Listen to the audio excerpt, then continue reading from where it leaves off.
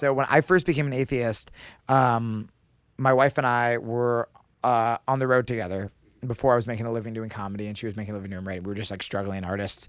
And she was an atheist and I was an agnostic. And it was funny because I considered myself a liberal.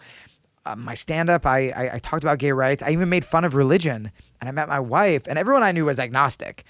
And I met my wife, and we were having that kind of first date conversation where it's like, oh, me too, me too, me too. And I go, yeah, fuck religion. And she's like, yeah, me too.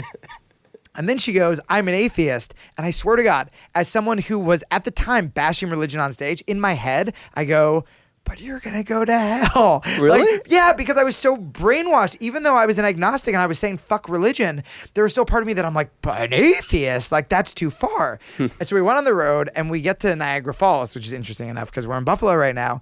We get to Niagara Falls and I do the classic agnostic argument, right? Where we're looking at Niagara Falls and I go, look at this, Allison. Like, how can something this beautiful have just come about?